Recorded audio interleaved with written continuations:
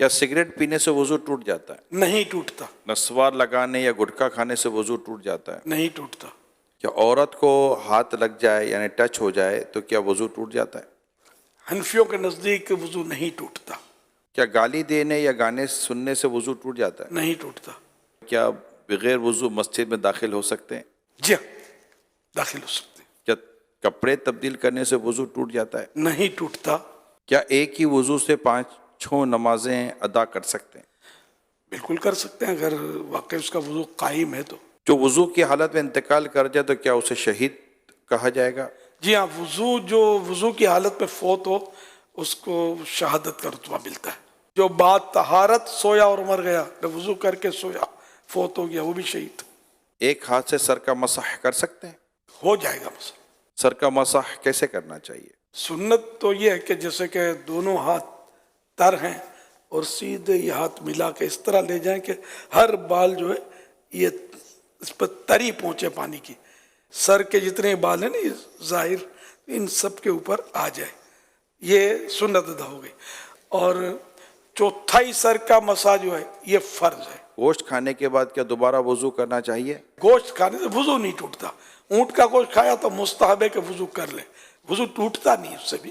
وضو کے دوران منہ، ہاتھ یا پاؤں ایک بار دھویا تو کیا وضو ہو جائے گا؟ وضو ہو جائے گا، سنت چھوٹی، کیا ناخن کاٹنے سے وضو ٹوٹ جاتا ہے؟ نہیں ٹوٹتا۔ شیشے کے سامنے کھڑے ہو گئے تو وضو ٹوٹ جائے گا؟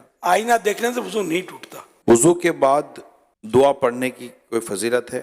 حدیث پاک میں جس نے اچھی طرح وضو کیا اور کلمہ شہادت پڑھا اس کے لیے جنت کے 8 دروازے کھول دیے جاتے ہیں، جس سے چاہے اندر داخل ہو۔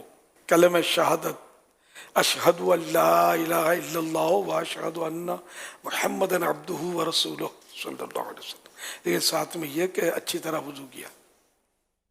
یہ دشواری، اس میں تھوڑی کمزوری ہے ہماری کہ اچھی طرح وضو ہم کرتے نہیں ہیں۔ کیا ہنسنے سے وضو ٹوٹتا ہے؟ نماز کے علاوہ ہنسنے سے وضو نہیں ٹوٹتا۔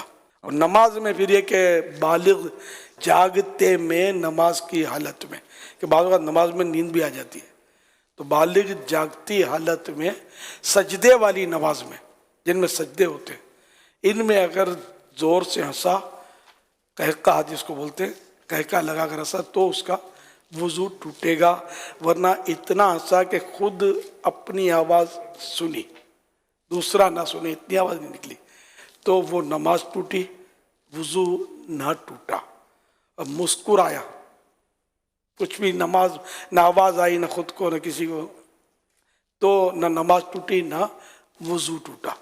بھئی جتنے سوالات ہوئے جس میں آپ نے فرمایا وضو نہیں ٹوٹتا، لیکن اب اگر کچھ ایسے معاملات ہیں جیسے قہقہ لگانا یا گالی بکی کسی نے، یا جو ہے وہ عورت کو ہاتھ ٹچ ہو گیا، تو وضو اس کے بعد کر لینا یہ مستحب بھی ہے یا نہیں ہے؟ گالی دینا، غیبت کی، قہقہ لگا، جھوٹ بولا تو یہ مستحب ہو جائے گا کہ وضو کر لے، اور توبہ تو ویسے ہی فرض ہے جو گناہ کیے ہیں اس پر۔